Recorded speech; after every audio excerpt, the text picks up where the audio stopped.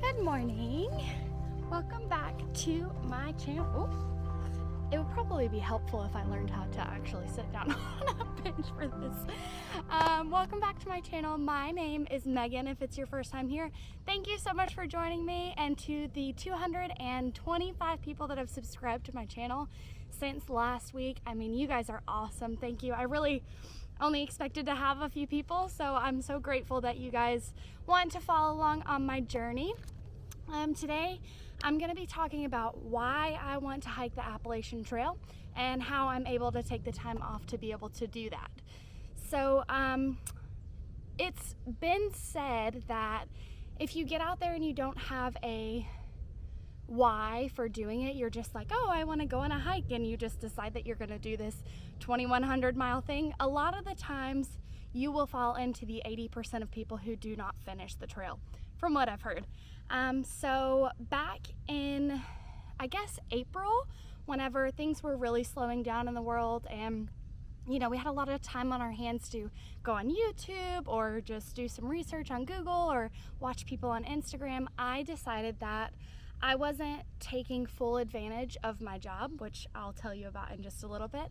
I had become somebody who didn't explore the places that she was visiting, and I really just went to work, did my job, and then went home. It was, there was no actual joy in it, or any outdoors, or any adventuring or anything, which is really what my job is all about. So during that time, I started doing a lot of research on where could I go backpacking, where could I go explore, could I do international, what do I want? And I fell into the YouTube world of the Appalachian Trail, and I was hooked. I mean, I've always loved nature. I'm not like a big backpacker, a huge outdoors person, but I enjoy hiking.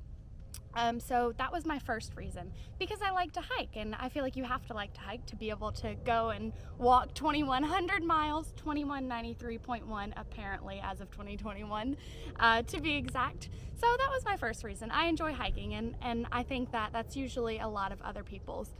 Then I decided, well, that can't be my reason why. Like, I can't go on this 6-month-long journey just because I like to hike. What is the real reason why I'm going to it? So that kind of evolved into I tend to do things that I know that I'm going to be good at, and there's not much of a challenge in that. And I think that that's why I get so bored with places that I'm living. I move quite frequently for somebody who's almost 28 years old.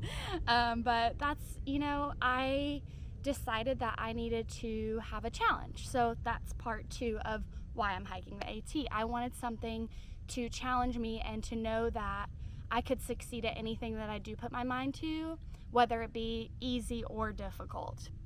And then I still felt like there needed to be more of a reason behind it. And I am someone who deals with anxiety and insecurities that, to other people it's not a big deal, but to me it's something that I struggle with internally.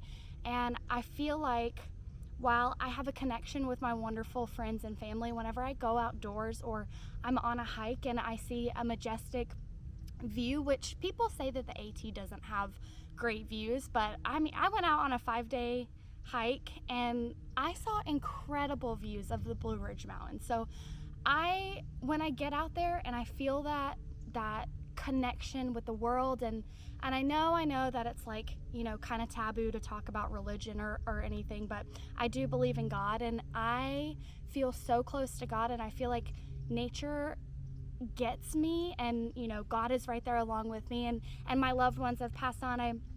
My grandma, close to the end, she used to sing this song to get herself down the hallway, each step I take, and as I'm walking, if I feel like I'm going through something difficult, I can hear her, and I can see her just like walking beside the Lord and saying, each step I take, my Savior goes before me.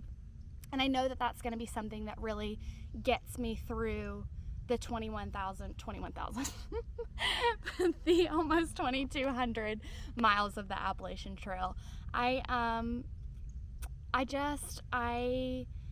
almost feel like I'm called to be out there, and yeah, I feel like I'm called to be out there, and I can't wait to meet the people that are walking alongside the trail. We may all be out there for different reasons, but we are all working towards the same goal, and I can't wait to connect with people who understand that feeling of like being in nature and the sense of like just feeling whole out there. That's kind of why I want to go. I want to feel whole.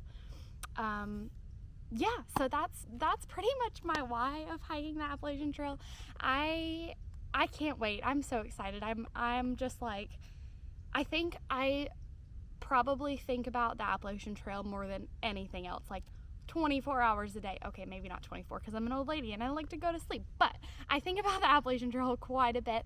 And if I'm not thinking about it, I'm watching on YouTube or I'm talking about it with my friends and my coworkers, which leads me to how I'm able to hike the trail. I am a flight attendant for a major U.S. airline, and when I first decided, so April was whenever I started doing the research, and I decided that I was going to do it in June. I didn't know if there was a possibility that I was going to get furloughed from the airline that I work for. I know that they were asking lots of people to take retirement and take long leaves, and I was like, well, if I want to be able to do this hike, I have 3 options. So my first option is don't do anything, maybe get furloughed. If I get furloughed, then I'll be able to go, but I won't have medical coverage or travel benefits, which would get me to and from. Or my second option was I take a year-long personal leave of absence, which would guarantee me the time off. I lost my train of thought. So if I take a PLOC, they would guarantee me the time off, cover my health benefits for 1 year, and I'd have travel throughout that whole entire time. Or the other option is not take any leaves, maybe not get furloughed, but then maybe the time rolls around for me to go on the trail and they're not allowing us to take those long-term leaves anymore. So my choice was to take the year-long leave. And I've been very blessed. I took 2 months off, so I took October and November off, and then they asked people to come back in December, which is great because, finances, and it's better to make a little bit of extra money. During that time, I suffered a little bit with I wouldn't say depression, but just a sense of feeling lost, because I've been flying for 6 years now, and I felt like I didn't know what I was doing. I would sit around, or I would go out on a hike, and then I started really digging into my gear. So I did a lot of self, what's the word I'm looking for? I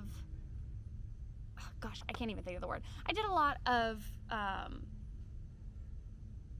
thinking about where I am and where I want to be and who I want to be. And I feel like coming back to work just for the month of December has opened my eyes to the ability to go out on my layover and rent a car, or go on a hike, or anything. Just get out of the room and get out of that like closed off, not doing anything kind of vibe, if that makes any sense. I'm so grateful for my job, and I'm grateful that I've been able to take this time off. But that is how I'm able to take the time off, and I've just been doing a lot of saving for this. So that's pretty much it. That's how I came to be able to take the time off, and why I'm hiking the trail. So I really appreciate you guys coming in and listening to this. I know this is I'm probably rambling. I'm always a rambling mess whenever I have to talk to the camera. But I can't wait to continue to share my journey with you, and I'm going to try and be as open and honest as possible. Hope you have a great day.